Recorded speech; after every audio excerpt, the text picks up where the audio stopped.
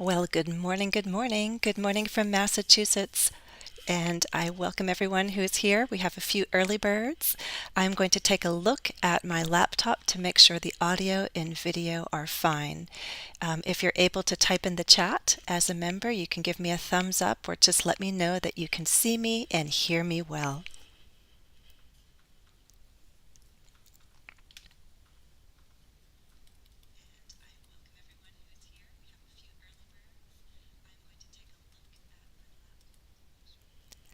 It looks like we're good to go.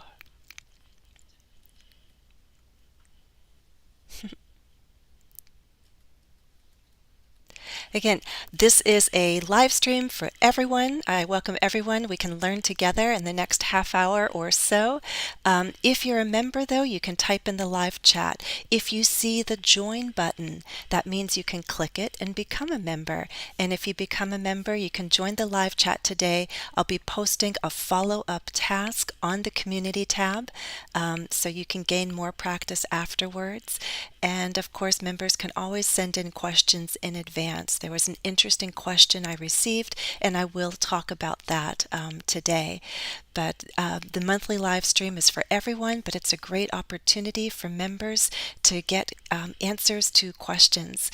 There are also some wonderful perks as members. You get access to a special playlist of previously recorded live streams that I used to do with members. It's about like 13 hours of lessons. And then you also gain access to audio gifts. So there's some perks that you get only for $1 a month. And of course, all membership revenue does help support my channel. So to all members who have already joined and follow, thank you so much. Okay. Well, I was having some fun with this website. I haven't done a word cloud in a while. Has anyone ever done that? Let me type that, word cloud. Have you tried it? Let me show you. There's different sites. Go to Google, type in word cloud or word cloud generator, and you'll see a lot of free sites. I was using this one just a few minutes ago. This is a fun activity if you just need to brainstorm ideas, especially to boost, and not just to boost, but to review vocabulary. Let's say you have this topic, this idea, for example, about taking risks. So you can then think about all the words that you associate with the word risk. And you can, let's see if I can get that a little bigger. Um, and so type in words that you associate with risk, and then we're going to generate a word cloud. So if you want to get yourself thinking in English, go to a word cloud generator and do word associations. Think of an idea that's interesting to you or that you might want to talk about, write about. I have the word risk in my mind, and so I'm thinking about all the words that I associate with risk. So risk, if you risk something, you can gain something, you can win something, and the opposite, of course, is that you can lose something, and there's loss. I think if you take a risk, it takes courage, right? Hey, we have a member joining the chat, Stunning Lad 1. Yes, a word cloud. So you can join in. I'm brainstorming and thinking of words that I associate with risk. Um, I could even type it a couple times, I think. Let's see if that works. Sometimes if you give more importance to a word, more weight to it, it will appear multiple times or bigger than other words in your word cloud. Word clouds are like these interesting visuals, just to get you thinking about a concept. Oh, okay, opportunity. Opportunity. Opportunity. Hey, Asmita. Oh, dangerous. It could be dangerous. Dangerous. Well, take a chance. I think that's relevant. Okay.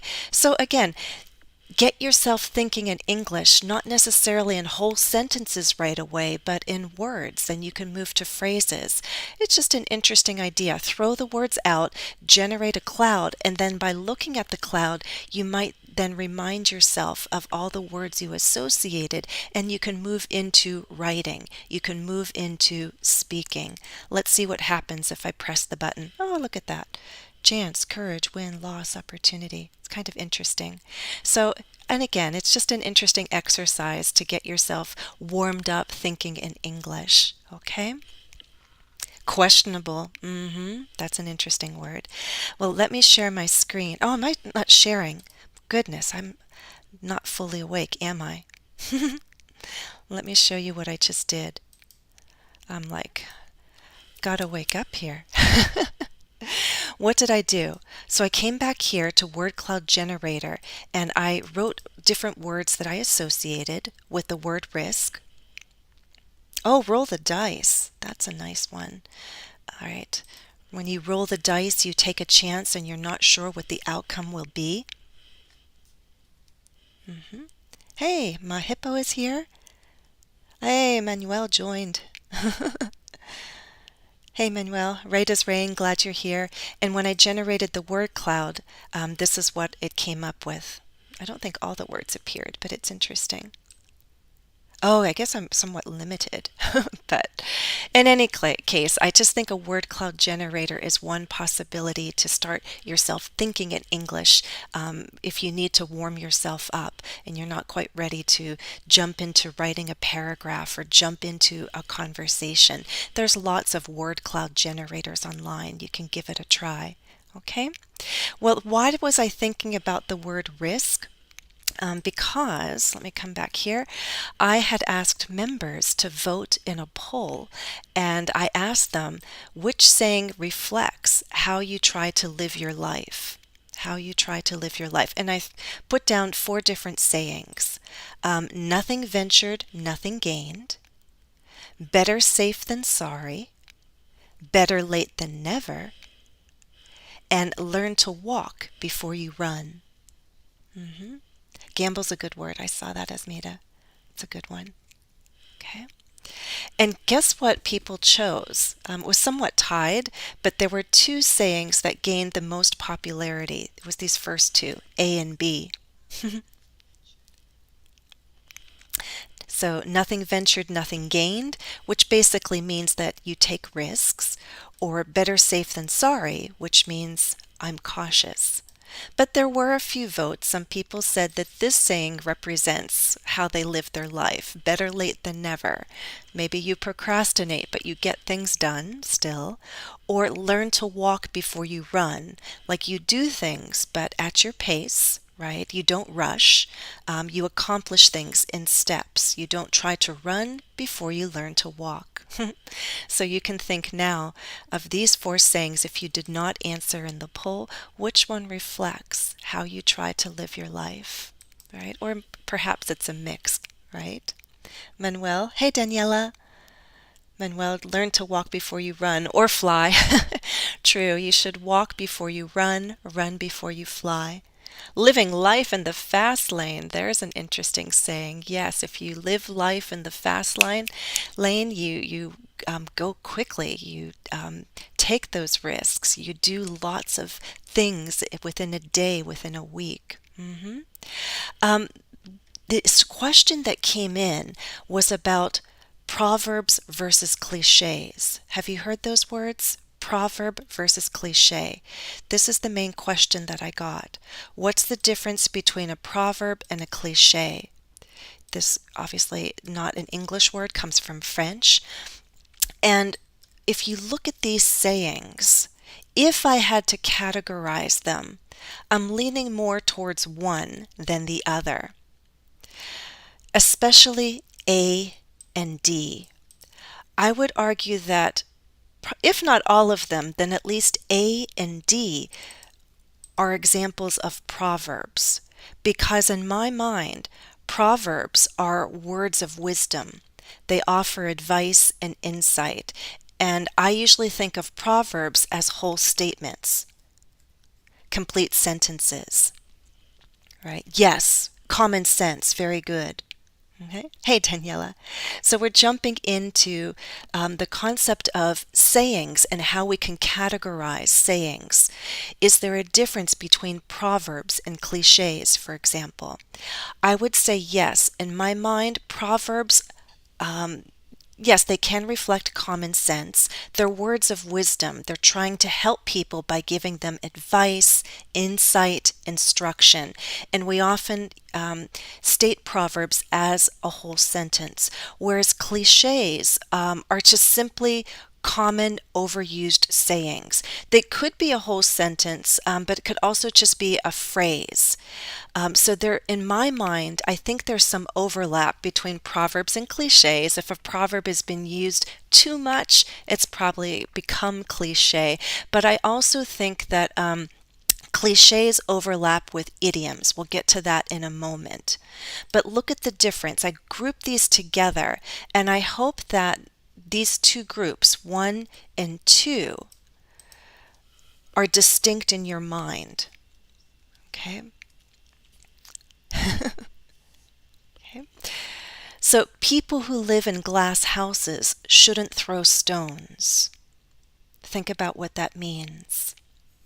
I don't know anyone who lives in a glass house, but imagine if someone did live in a glass house, if you threw a stone, what would happen? Have you heard that proverb? And I would call it a proverb. Words of wisdom. Who should not throw stones? People who live in glass houses. You have to dig a little deeper to get to the meaning. What does the glass house represent? I'll let you guys share some thoughts there.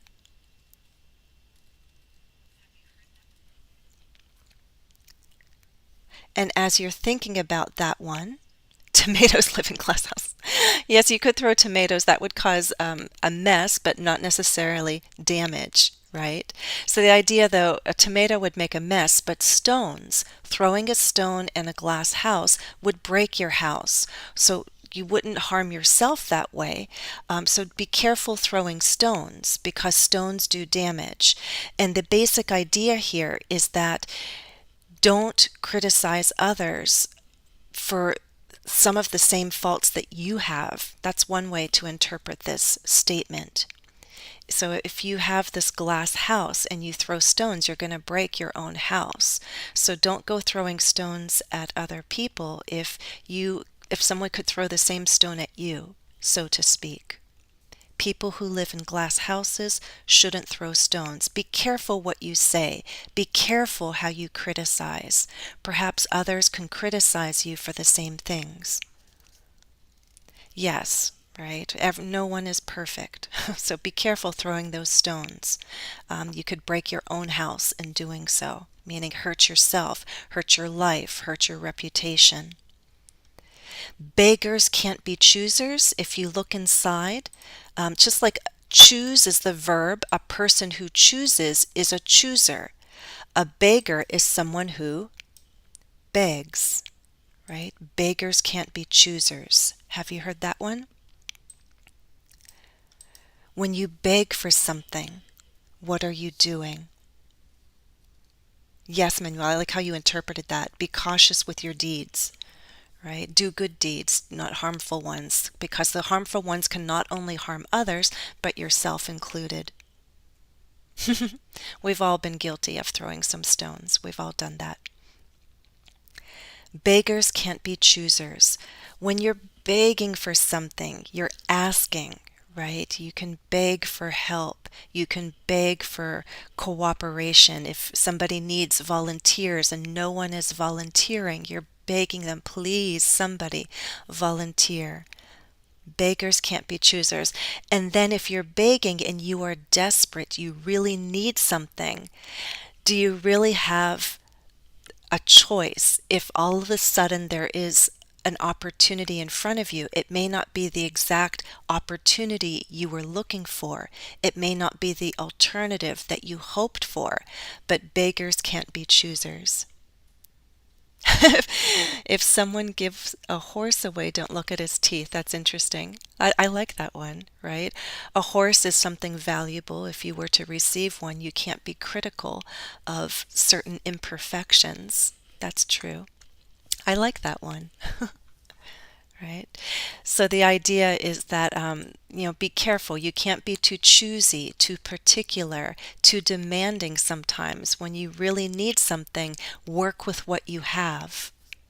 These, I would argue, are clear proverbs because they're offering words of wisdom. This is advice. This is insight into human behavior. Yes, if you have nothing and all of a sudden a few choices appear, you can't complain about the lack of choices. You got to work with what you have in front of you. All roads lead to Rome. Don't look a gift horse in the mouth. That's interesting. Yes, you could say, Daniela, this one could be about listening, but it's more about watching your own deeds and actions. Be careful with your criticism and how easily you throw around criticism towards others. This one is about being a little more grateful for what you have or just trying to work with what you have. All roads lead to Rome. Once upon a time, right, as I understand, all these roads spiraled out like spokes of a wheel outward from Rome, which was the center. The idea is that you can take different roads to get to Rome and think about what that means in life. Is there only one road forward, or are there different roads and different paths we can take? Yes, proverb advice, instruction, words of wisdom. We say it because we want to offer insight that's going to be helpful. I'm telling you, if you want to achieve something, be it success, be it some form of success, that's usually what we want, some form of success, some form of happiness, there are different ways to achieve that. There are different roads people can take. So all roads lead to Rome. And I usually think of it in the context of something positive like success, but I guess you could use this saying in a negative context that, different paths can lead to a person's downfall, right? All roads lead to Rome. There are different roads that lead to the same destination. That's the point. Oh, hey, Frosty Bloody Ghosty Jolly. Oh my goodness. What a long username, but I welcome you. Yes, you can achieve the same aim in many different ways. Very well worded, Daniela. I like that. hmm Haste makes waste. Nice rhyme there. Sometimes proverbs are catchy and memorable because of the way they're worded, right? The shorter ones are easier to remember, right? Haste makes waste. Haste makes waste. When you waste things, you're not using it, right? You should make use of it, but you're not.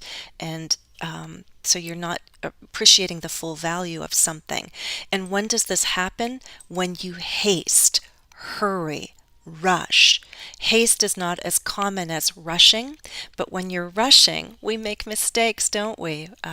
We hope to do things quickly, but in rushing, we sometimes make things worse, right? You're rushing out the door and you spill your coffee, you drop your keys, you forgot something, you have to go back into your home to get it. So in rushing, rushing, rushing, you just created more of a problem. Haste makes waste. Less speed, yes. Slow it down a little. Asmita, when parents give you something for free, you shouldn't ask for what your siblings. Yeah, you know, um, yeah, passing along cars, that's going in my home right now because my children are becoming of the age to receive driver's license and cars. So, hey, if you get a secondhand car, a used car, be grateful, right? You don't say, hey, where's my Porsche? Where's my Lamborghini? But no, my children are grateful for what they have. But that's a good example, Asmita. Yes. Oh, there's an interest. Decide in haste, repent in leisure. Accidents too. Yes. One thing at a time. Do one thing at a time. I agree. That's a good way to look at it. Time heals all wounds. This is what you might say to someone who's suffering. They're going through a difficult time, some kind of loss, some kind of failure, and it's hard, especially loss of any kind. And you might say, time heals all wounds. Time heals all wounds, right? It hurts when it happens and it can hurt for a long time. But as time passes, the hurt usually lessens. It's not so bad. Now, here's an interesting thing. This is a proverb in my mind because it is offering advice, like just wait. At the same time, I might distance it from the others because if I had a friend who was devastated, crying, and very upset over some major loss, and I say, hey, time heals all wounds, I don't think my friend would appreciate that. I think those words have become cliche. They're so overused that they've lost their meanings. In my mind, proverbs offer wisdom, and they are nice, concise ways of delivering that little piece of wisdom. But if it's been overused and it just doesn't seem enough for a situation, it's going to fall short of what you really intend to offer a person, which is comfort and insight and advice. So if my friend is like crying and devastated, and I just say, oh, honey, time heals all wounds, that is really not the advice that she's looking for, or he's looking for. I don't think my words are going to be much of a comfort. So in my mind, I think there's some overlap in these categories. Time heals all wounds might already be cliche. It might be overused. Time is a great healer. Same thing, right? I don't know if these words really offer comfort and wisdom to people who are suffering. These words might not be enough. Why? Because these words have been used so many times in so many situations, they've lost their impact, right? We want words that deliver a message, a meaning, and if the words are too frequently used by people in too many situations, those words just won't have the intended effect. Yes, okay. It would be better said after some time from the side of, yes, yes. Maybe looking back 5 years later, you could say, oh, I'm glad you're feeling better. You know, really, time heals all wounds. I'm glad it's working out. But on the day of loss, I wouldn't say, oh, it's okay. You know, time heals all wounds. You'll be fine. I think that's too cliche for the situation. Yes, let the friend ventilate, let them speak. There's time for grieving, right? In this case, nobody needs to hear the soothing advice of it'll all work out, it will be okay. At the moment of loss or grief or devastation, you need to let them have that moment. I agree. Okay, so I do think there's a bit of a gray line. It's not a definite border.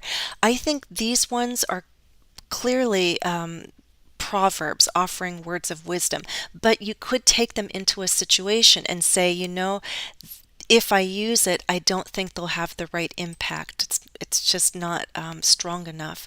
But in other cases, they could. I do think proverbs are generally in a full statement. Their advice and insight. I think some of them slip into the category of cliche. They could be a sentence, but as I wrote here, these ones are commonly used sayings, and I think that they're so overused that we could call them cliche. Um, Looking on the internet, if you type in idioms, proverbs, cliches, you will see variation from site to site. You will see that not all sources agree. One dictionary can take something like this and put it in the category of idiom and not proverb. Another one will just say saying. I think saying, by the word, this saying, whoop, whoop, whoop, is a nice generic term, a nice just a general way of referring to commonly used words or that words that are recognizable, right? But again, if we break it down, then proverbs offer advice and wisdom. Cliches are very overused, and if you do use them, they probably will not have the impact that you wish. Okay, so you got to be careful using read between the lines. It is commonly used, but let's say you're writing and you want to sound original. Falling back on this commonly used saying will not sound original. Reading between the lines means looking for a hidden meaning. So you might actually say, you know, I didn't read between the lines and understand that they were unhappy with my decision. You could say, I paused and reflected and came to realize that this is not what they wanted for me.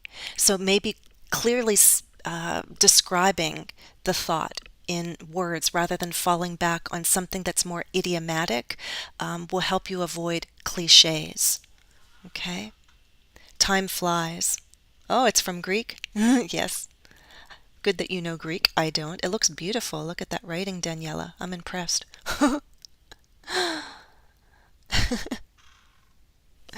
Okay.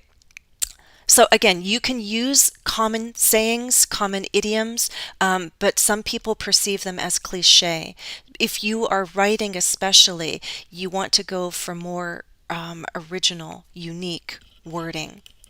If you fall back on these, it will sound accessible, not conversational, but very common if that's what you're going for. You want to be clear. But again, if you want to be more original and unique as a writer, you might try to avoid them. I would also say this one come in different shapes and sizes or different shapes and forms. I use these. I use both of these. I think they're clear in their meanings. People recognize what they mean. But again, you might challenge yourself as a writer to explain that. Let's say happiness comes in different shapes and forms. So happiness is created in different ways and experienced differently by people. There's another way to say it by avoiding the cliche. So where is there overlap? I think there could be overlap with proverbs. I think there can be overlap with idioms.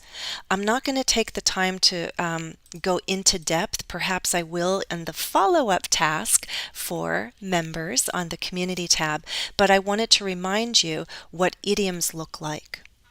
Okay. The day is darkest before the dawn. The day is darkest. I would say, again, that's an insight. I don't think that's the most common proverb of all of them. So I would still categorize it as a proverb. Because what are you trying to tell people? That it will get better, a situation will improve, that all bad times eventually end, and it's like the light at the end of the tunnel. So a light at the end of the tunnel is more of an idiom, but perhaps it's overused, so some people might categorize it as a cliche. Some people argue that cliches begin as idioms, and as they become overused, they move into the category of cliches. Opportunities can come in different shapes and forms. Yes, and you need to recognize them because beggars can't be choosers. If you just look around, opportunity is everywhere. Aha, opportunity is everywhere. I've seen that on tea bag tags. I've seen them in fortune cookies. I've seen them in advertisements. Opportunity is everywhere. I think that sentence, I wouldn't categorize that as a proverb. I'd say it's cliche. Too many people have said it. And again, some people might not appreciate it as advice.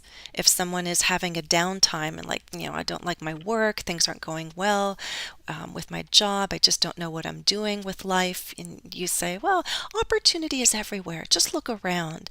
The person might not appreciate it said that way. You might approach giving advice differently. Okay. Yes, proverbs are thought-provoking, right? But again, you have to be careful with the situation. Is it really appropriate? Anytime you give advice, you risk something. You risk the person not wanting the advice, not appreciating it. No, a proverb is a word of wisdom, but if a proverb is too frequently used and becomes overused, it could be considered cliche, right? That's what my point is. So time heals all wounds. I think in the context of offering sympathy, perhaps we could say, yes, it offers wisdom, but it's so overused, it's really cliche. And it's not what I would probably choose to write on a card expressing sympathy. I would probably search for more original words. Okay. So Proverbs, wisdom, insight, Cliches just used too frequently, and cliches overlap in my mind with proverbs and idioms.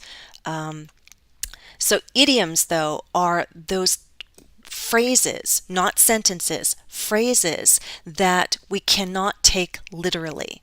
We have to read between the lines. We have to understand what it means in a certain context, but trying to translate it into another language also sounds ridiculous. So you can't really translate idioms. You can find equivalents in other languages, but to try to translate it word for word is very difficult because the meanings are not literal.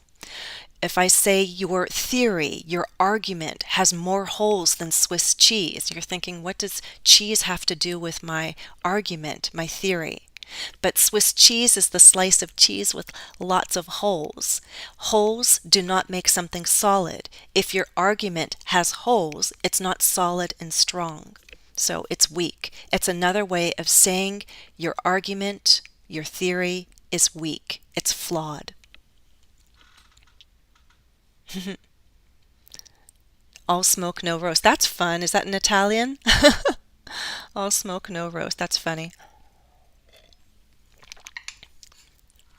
The case for prosecution had more, yes, the case for prosecution, argument, theory, anything that takes substance should be, yes, so you need substance in a case, substance in an argument, substance behind your opinion. If you don't, then it has more holes than Swiss cheese. It's weak. No, good guesses, Manuel and Daniela. But when you go bananas, it's like going crazy. Like it could be in a good way. Like I don't know. They announced a 50% off sale at my favorite shoe store, and I just went bananas. So I went to the store and I bought 5 pairs. Going crazy, but like in an excited way. Go bananas. Okay. Neck of the woods, again, you're thinking woods, that's like trees. Why is there a neck there? We're talking about a neck is an extension, right? It leads off of the main body. So the neck of the woods is an area that is an extension. And I might say to you, you're asking me for directions in that area, but that's not my neck of the woods. I've never been there. I don't know it very well. I've never been to that neck of the woods. Or if you ask me for good coffee shop recommendations in a town, I say, oh, I know that. That's my neck of the woods. I know some good places. So neck of the woods is a certain area, a certain region, a certain part. Either it is your neck of the woods or it's not your neck of the woods. You either know that neck of the woods or you do not know that neck of the woods, that area, that geographical region. Yes, Manuel. More holes than Swiss cheese. There's a lot of nonsense, a lot of flaws, a lot of weaknesses in what you're saying in your speech. Okay? Going loopy, going birdie. There's lots of ways to say go crazy, go banana. But go bananas here is not like being insane. It could be more like in an excited way. Wet behind the ears, wet behind the ears. Wet behind the ears. I think it has to, this is, the origin might be with animals like a mama cow or horse. Aren't there the mama animals that lick the babies, the calves behind their ears? So if you're wet behind the ears, you're still like a little baby calf. You're a foal, you're a little baby. You don't have much experience. You're still young. Compared to others who have had more experience in a field, in an industry, in a sport, wherever. So if someone is still wet behind the ears, they're inexperienced, they're young. Cup of tea. Yes, yes, cup of tea. That's a good idiom. And I could argue, though, that perhaps it's cliche, especially if I were writing and saying, oh, that's not my cup of tea. It would be better to say that that's not my usual choice of activity, right? So So this is goes back to the original question, proverb versus cliche. Proverbs are wisdoms, cliches are overly used. Some proverbs can slip into the category of cliche, the way that I understand it, but so can idioms, especially idioms that are too frequently used. In too many contexts, they've lost their impact and they don't sound very original. Idioms are supposed to color our speech, but some idioms are overused, and so they're no longer the best choice, especially in writing. Wet behind their, you'd say that somebody lacks the experience for the job rather than they're wet behind the ears. But it depends who your audience is. Okay? Thick as thieves. Thick, opposite of thin. Thieves are the people who commit theft. Theft, right? So, thick as thieves, thieves probably work together, right, in order to commit a crime and then not get caught. Thick as thieves. So if people are thick as thieves, it has nothing to do with being bad necessarily. I don't think so. Or wanting to commit some kind of crime.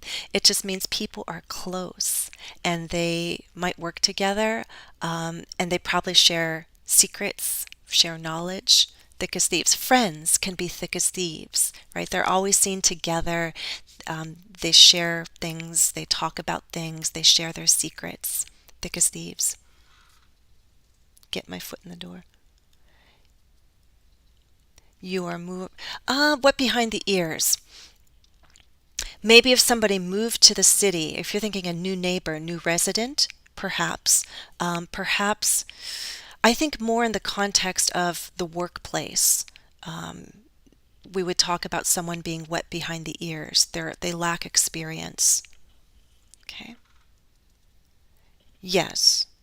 Close with a good feeling, thick as thieves.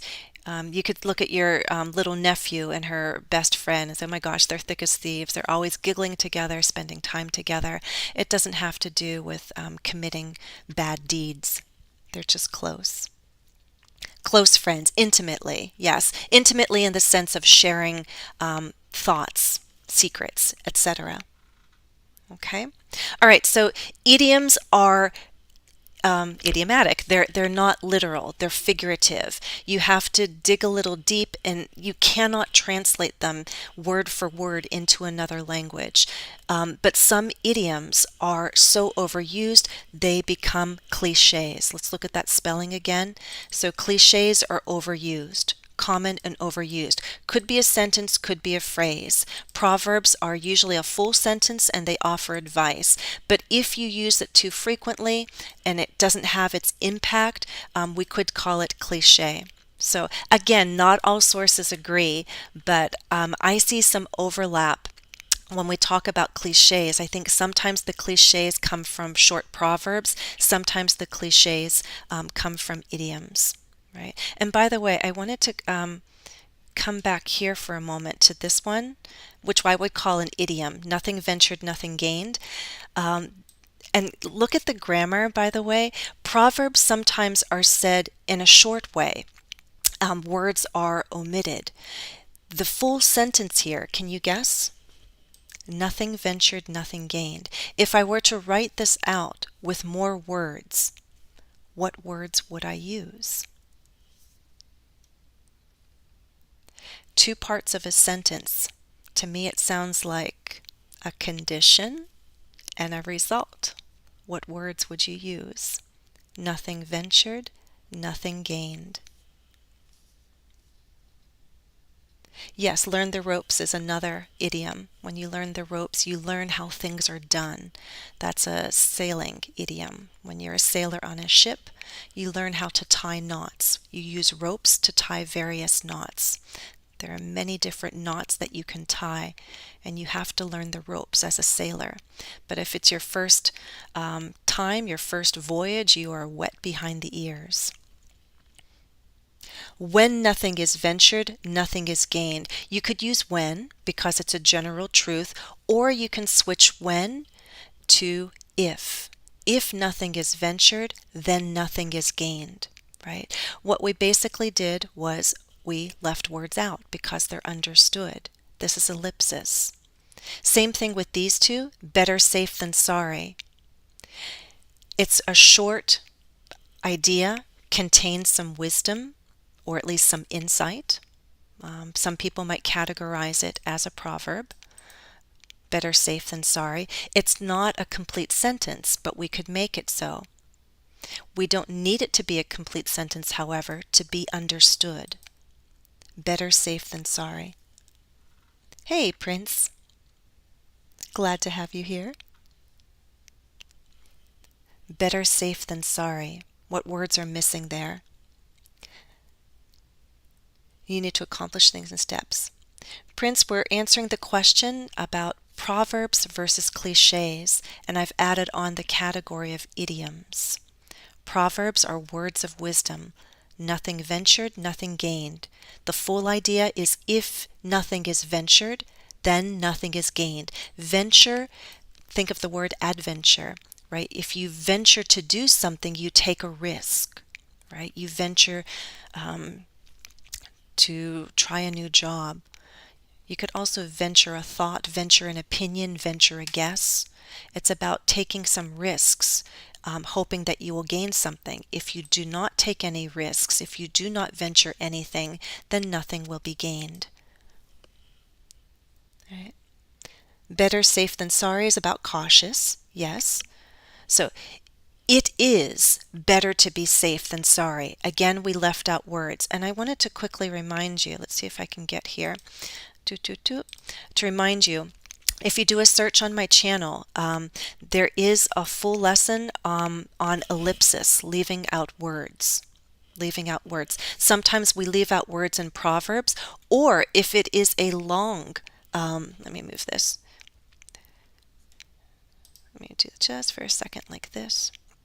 So you can move it down. If it's a long proverb, sometimes we don't say the second half. Like if at first you don't succeed, some people know it well enough to complete it in their mind. Try again. Or you say, hey, you know, people who live in glass houses. And then it's up to you to decide how to take the rest. You should know because it's familiar. My lesson on ellipsis covers various patterns that we use in American English, or just English in general, how to convey ideas concisely. We leave words out and it's understood. Okay, so it's just something to think about. Okay, so I do have this lesson on ellipsis. You can do a search for that. Also, I want to remind you, I have another lesson on literary devices, and I go over things like idioms. So if you'd like to review 12 types of literary devices used by writers, then please check out that older lesson. Okay? All right, I'll go back to my screen. Coming here. All right, so coming down, I want to then move now into pronunciation because I think there are different types of mistakes or areas where speakers can lack the accuracy with certain sounds. And if you lack that accuracy, you could create misunderstanding. And I'm going to also remind you at this point, and hopefully later, if I remember, that consonant sounds will be the topic for November on Patreon.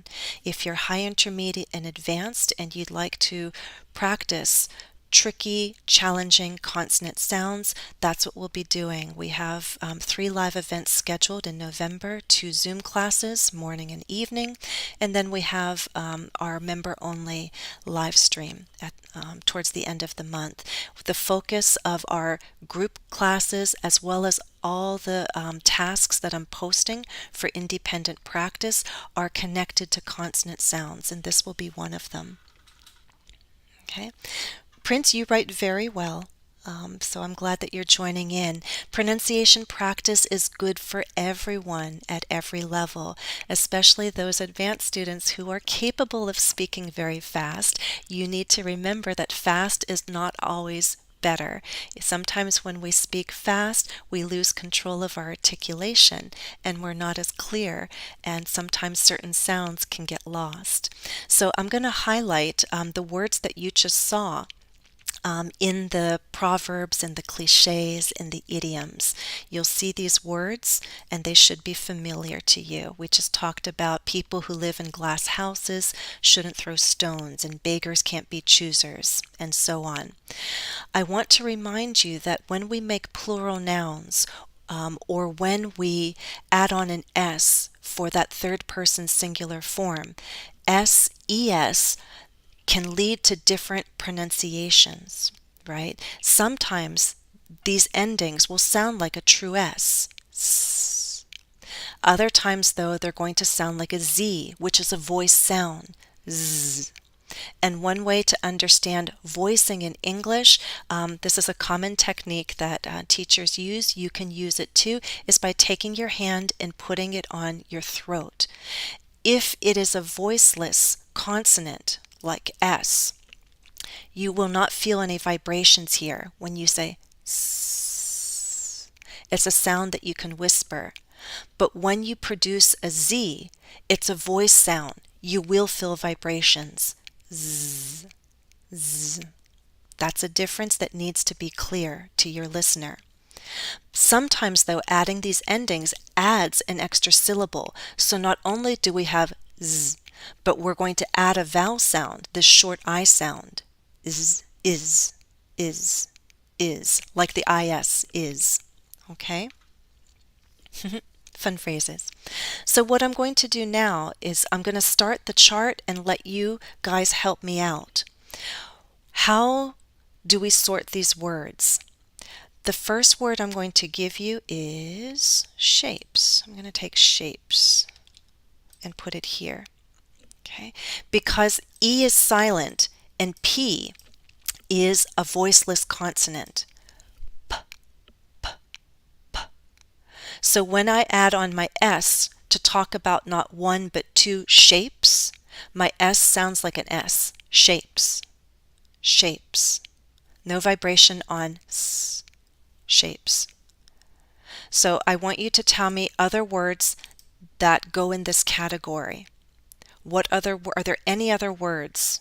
Perhaps yes, perhaps no. I'm looking. Now, voice consonant, how about I'll take this one. Stones. N, n, n, n is a voiced sound. So when I take N and I add that plural ending, stones, stones, my plural ending is going to sound like a Z. What other words sound like stones? And here, I'm going to take houses. House ends with an S. All these kind of hissing sounds like S, Z, Sh, J, Ch, J. Like to hear, it's like it takes friction. My air is blowing and I'm creating friction with my teeth or my lips, something. Ch, sh, sh. My teeth, my tongue, my lips are helping create a very narrow passage and I'm pushing air out and there's this hissing sound. S, sh, z, ch. Right? When we have that kind of hissing sound plus an S, you get the extra syllable. One house, two houses. Or two houses. Okay? Yes, very good. Thank you, Daniela. Makes goes in this category. Makes. Oopsies. Makes. Choosers. Good. Vowel sounds. All vowel sounds are voiced, right? So I consider a vowel sound. Choosers. Choosers. Prince, I have more to learn too. Nobody knows everything about English, and what we think we know, sometimes we have to improve and make better, make stronger. So every year I feel that my own knowledge grows. There's always something new for everyone to learn. So, bananas. Bananas. I agree. I just said that vowel sounds are voiced. Bananas. Bananas. Very good, Daniela. She's on a roll. There's an idiom, on a roll, right? She's getting one after the other. Sizes.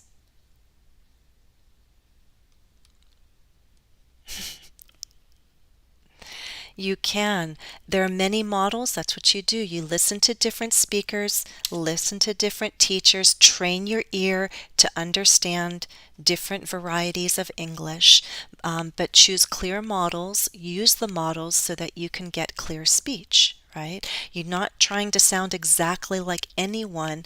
You just want to sound clear. You want to get in that range of how the sounds are supposed to be, right? And that's what we're doing here. Endings are important. We need to say endings and we need to say them clearly. This is how grammar becomes part of pronunciation. If you do not say these endings and people do not hear them, there can be misunderstandings. Did you mean singular or plural? And also, is it one person, like a he or she makes, or one or many people make? We need these endings because they're grammatically important. Okay? Makes roads, lines, very good. If stones is there, then lines should be up there too, right? Because they both end with that end sound. Okay, let's quickly fill this in. Fly, a vowel sound. Flies. It's like bananas because it's a vowel sound.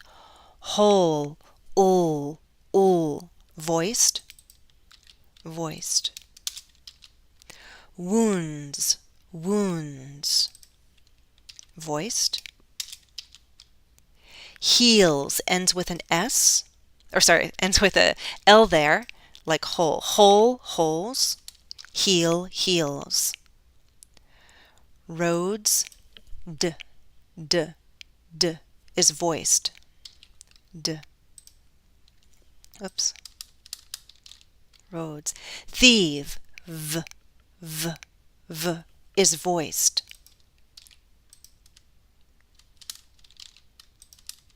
Okay. Ears, ear, just like choosers. Let's put this here. Ears. It's a variation of a vowel plus R, Beggars. Same thing. Beggars. Let me take this one out. Thieves. Roads and thieves. I'll put it down here. Roads. Thieves. How do you spell thieves?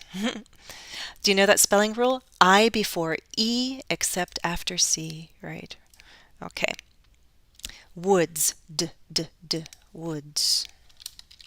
Okay. All right, so this is what we're going to do for pronunciation practice. Make sure you're saying your S, ES endings clearly. I want you to make these ones like an S, which is not a voiced consonant. S. Quiet, no vibration. Say with me, shapes, shapes. Makes, makes. So the S needs to be heard, but it's like a quiet whisper. Shapes. Makes. Be careful not to add a syllable like makes, shapes. Shapes, makes. Okay? We're going to jump over to this category because there's also only two words here. You're adding is. One house, two houses. Houses. Size, we're going to add a syllable. So one size, two sizes. Sizes.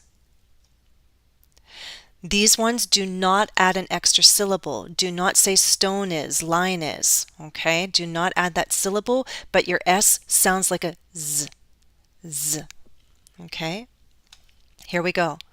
Stones. Lines. Choosers. Ears. Beggars. Bananas. Flies. Holes. heals, wounds, woods, roads, thieves, thieves. Okay. What you can do is get your phone out, get your voice recorder, record yourself and listen. Say the words you think, hey, it sounds pretty good. Listen back. Is it accurate? Do you hear the plural ending? Are you adding an extra syllable only to these words, right? These ones do not require an extra syllable, so be careful. Okay. The other thing that you can do is once you got the words in place, go back to some of the proverbs, especially the longer ones, and you practice your rhythm. For example, here's a long one. You could try to say it all in one breath. People who live in glass houses shouldn't throw stones. But I find myself running out of breath by the time I get to stones. If I wanted to group these words into two thought groups, where do you think logically I could have a break? And look at the grammar. Grammar will help you. When we have a long statement, we usually do not say it on one breath. We start grouping our words, and we call those thought groups or intonation groups. Grouping our words this way also helps us establish rhythm. Oh, thank you. Look at that. Thank you, Stunning Lad 1. Appreciate it, Ray. Super, super. Very nice. Thank you. Okay. Look at the grammar. Sometimes we create a thought group with the subject if the subject is long. But I have people, and then I have a clause, an adjective clause telling me what kind of people. If you look, this kind of sentence I would break into subject and predicate. Who am I talking about? People who live in glass houses. People who live in glass houses. What do? They shouldn't throw stones. So in my mind, it's easier to say this if I break it into two groups. People who live in glass houses shouldn't throw stones. People who live in glass houses shouldn't throw stones. It's much easier to say if I break it up. These ones are short and we can keep them as one group each. Beggars can't be choosers. All roads lead to Rome. All roads lead to Rome. Do you hear the rhythm? Haste makes waste. Bump, bump, bump.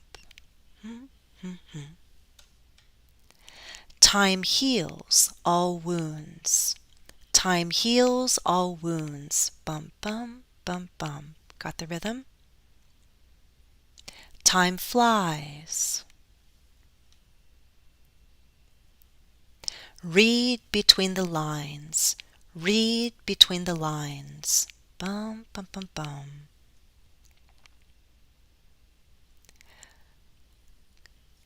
Come in different shapes and sizes. Come in different shapes and sizes.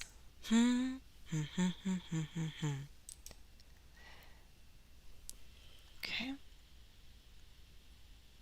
Yes, you guys know where to break it up. And since we're doing it, I'll break these ones up too if needed because you can practice saying these as well. Punctuation also helps if you're looking at written text. Usually commas help you, tell you where you could have a little break. Okay. Nothing ventured, nothing gained. Nothing ventured, nothing gained.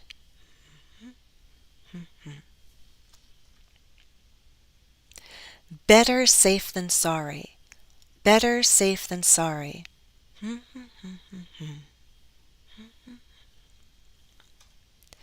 Better late than never. Better late than never. Here, I might break it up. Look at the grammar and think logically. If you said this in two groups, two thought groups, where would the break be? I see a full clause in that second half.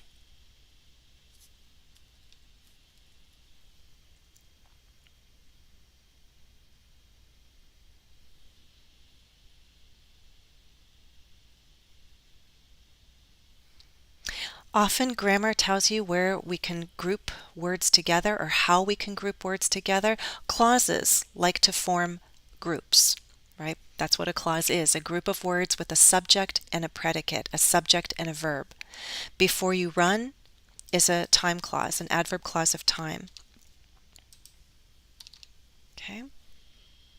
Learn to walk before you run. Learn to walk before you run. Bum bum bum, bum bum bum. Mm-hmm. Mm-hmm. Okay. So here's a practice challenge. One, go through the words, right? Make sure that you're saying these words with a clear ending, s, z, or is, right?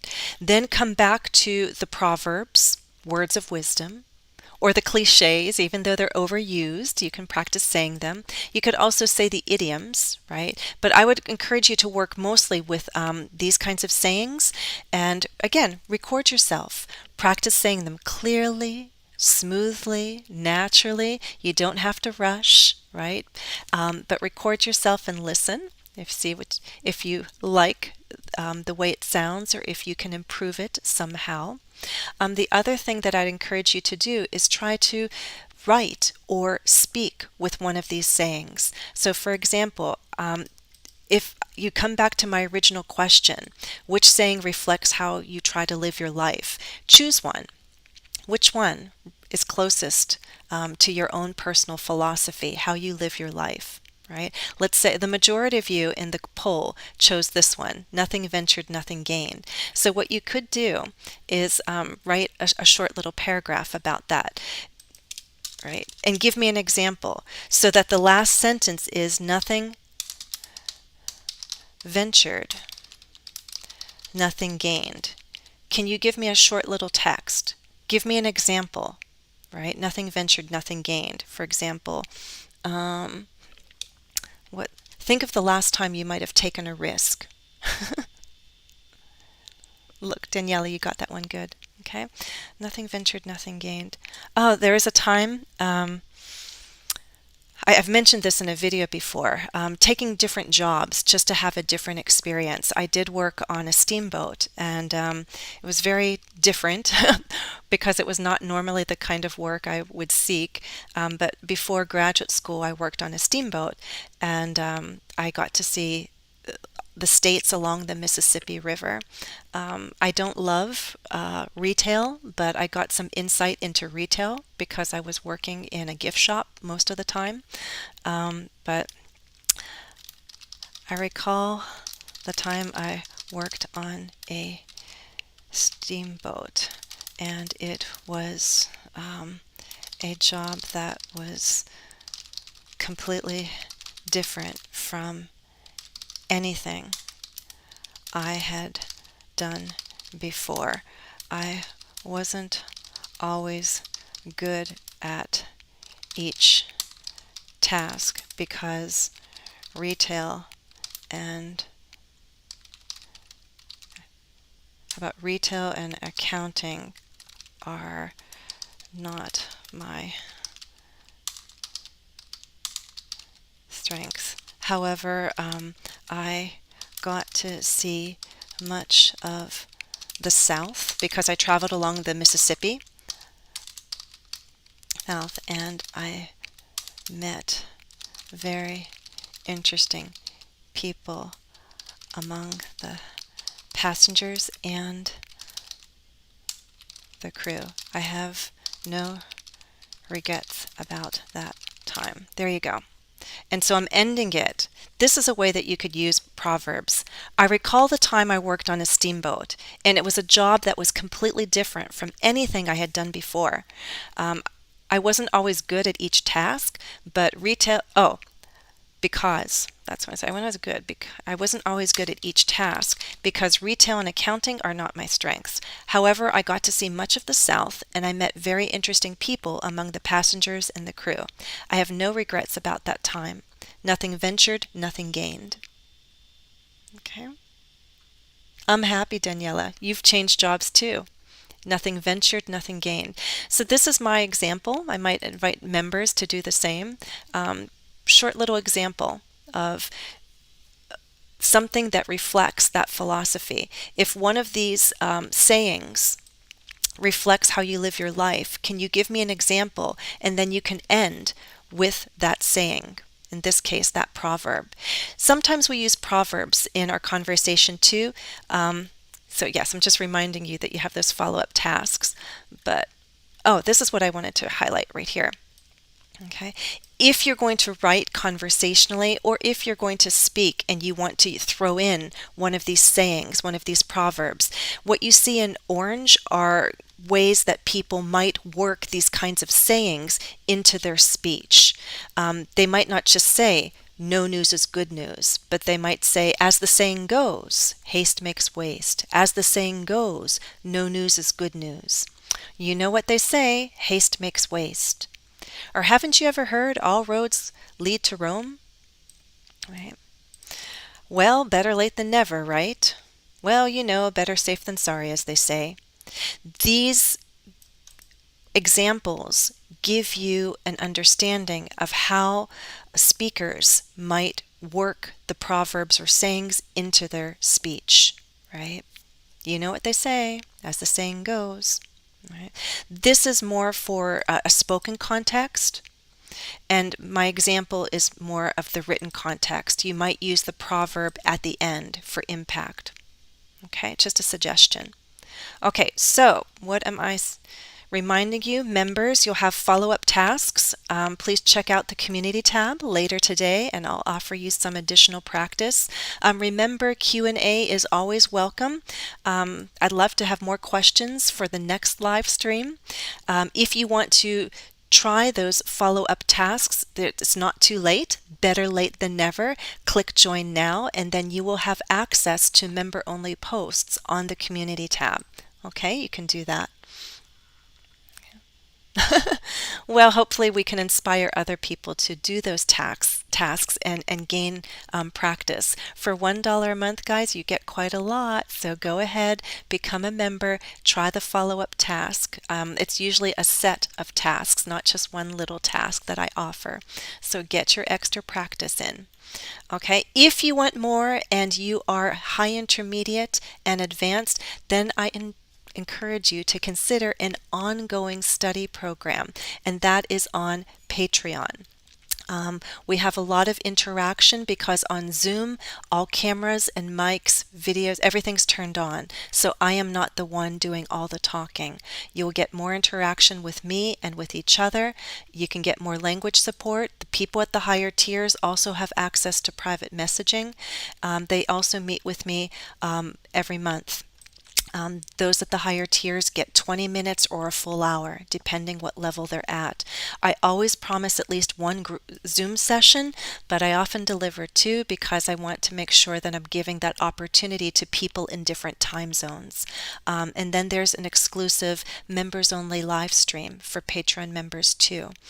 So check out Patreon English with Jennifer. There are different tiers. The higher you go, the more you get. But even as a super member, you will get access to the Zoom sessions, the live stream, and a lot of independent practice tasks. The theme this month is tricky consonant sounds, so we will have, there are already a few drills that I've posted, some listening quizzes and drills, so you can gain practice throughout the month, not just during the live sessions. Okay, so I thank you for joining me. Thank you to all who've stuck with me to the end here. I'm so glad that you're here. Thank you for being members. For those who are watching, not participating in the chat, but you're there, thank you for being here and learning along with us. Okay, I thank you for spending a little time with me today. I will have a new lesson. I actually have it ready, and I have to apologize because I have this lesson. It's been ready, but I had to finish little things like captions and catching a few more mistakes, which I think I've caught all of them. And in the video, I talk about this mention of Halloween, which was in October, but you're going to hear it now in November because I wasn't able to publish it as soon as I thought I could. But you will receive a new full lesson on phrasal verbs next week. So be sure to check out the new lesson and look out for the notifications. Okay? Thank you guys for being here. I'm so glad you were here, Daniela. You're welcome, Stunning Lad 1. Thank you so much for the generous support. I also appreciate the super chat. Thank you, thank you. Good day to you all. And I hope some of you will seriously consider Patreon. If you're high intermediate and advanced, join us. You get a lot out of the program.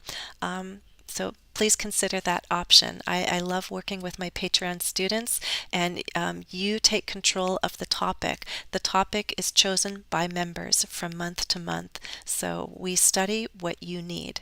Okay? All right, guys, have a wonderful day and a wonderful weekend. I wish you all the best. Take care.